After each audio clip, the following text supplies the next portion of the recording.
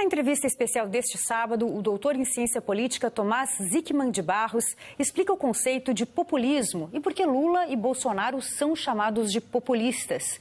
Ele conversa com o diretor de jornalismo da TV Cultura, Leão Serva. Doutor Tomás, uma série de eleições nos últimos anos em todo o planeta, os eleitos têm sido chamados de populistas. O que é o populismo? A gente utiliza essa palavra para nomear políticos muito diferentes, não é? Mesmo no Brasil, a gente vê como a palavra populismo ela é usada muitas vezes para criar falsas simetrias entre políticos que são muito diferentes. Por exemplo, agora na campanha eleitoral brasileira, a gente vê que a palavra muitas vezes é utilizada para equiparar o presidente Lula ao presidente Bolsonaro. O populismo, a palavra vem da Rússia antes mesmo do comunismo. E ela sempre, no início da sua trajetória, caracterizava políticos de esquerda. Quando que o populismo passou a ser usado para políticos de extrema-direita, como Jair Bolsonaro? Na história mundial, primeiro a palavra foi usada na Rússia, depois nos Estados Unidos, de maneira positiva. Mesmo no Brasil, nos anos 40, essa palavra entra no vocabulário de maneira positiva, veja só. E os políticos dos mais diversos campos políticos reivindicavam ser populistas. O que acontece é que nos últimos anos, sobretudo nos últimos 15, 20 anos, a gente vê na Europa, nos Estados Unidos, o uso dessa palavra para nomear políticos de extrema-direita, em alguns momentos, como eu expliquei, para criar essas falsas simetrias e até normalizar muitos deles. No seu livro, do que falamos quando falamos de populismo, você e o professor Miguel Lago falam que existem muitos populismos. Você pode citar alguns exemplos que explicam também por que todos eles são populismos? Pois é, populismo para a gente tem que se dizer sempre no plural, populismos. E o que nós entendemos como populismo são experiências que têm alguns traços em comum.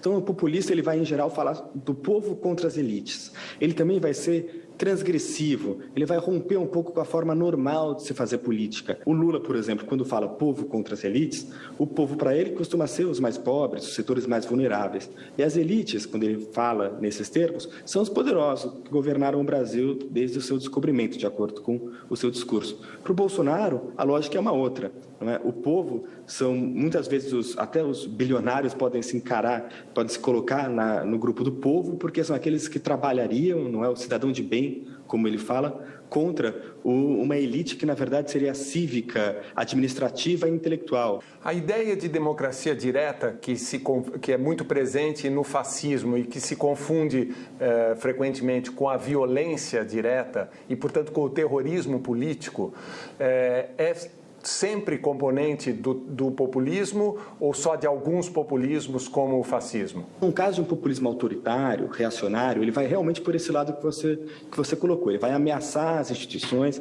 ele vai querer concentrar o poder na mão do líder populista, que vai se reivindicar como o único porta-voz da vontade do povo.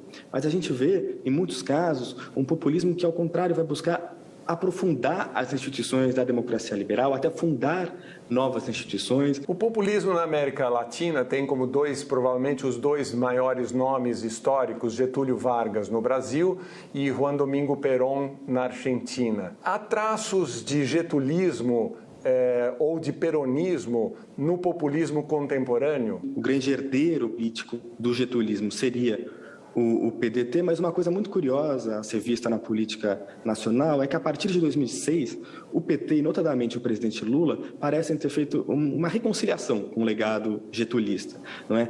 Um outro grupo político do passado brasileiro que reivindicou o termo populismo foram os integralistas. E a verdade é que nós vemos também traços dessa cultura integralista, que pareciam marginalizados, reaparecerem na política brasileira de hoje.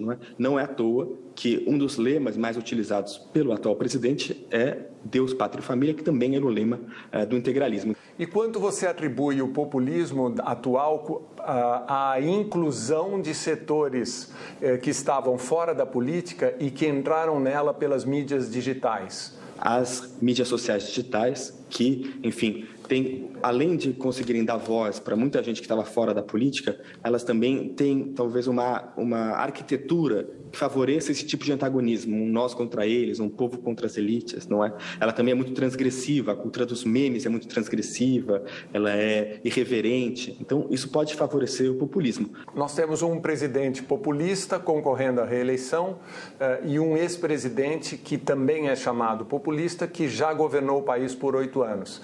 Em que medida cada um desses dois populismos ameaça a democracia? O que a gente viu ao longo dos 8 anos de governo do Lula foi, na verdade, um fortalecimento das instituições de controle. O Lula nomeou ministros da Suprema Corte, que depois iriam, inclusive, se voltar contra ele, ou ao menos contra os interesses objetivos políticos dele. E o Bolsonaro, nesse sentido, a dinâmica é outra. Houve um aparelhamento de muitas das instituições de controle, para não dizer todas, o desmantelamento de muitas delas, e há uma ameaça constante à separação de poderes. Nós entendemos que, com todas as limitações do que foram os 8 anos do governo Lula, nós acreditamos que ali o que houve foi um grande trabalho de conciliação, não é, de aprofundamento da democracia liberal no Brasil, e, no caso do presidente Bolsonaro, nós vemos uma ameaça constante às instituições. Muito obrigado.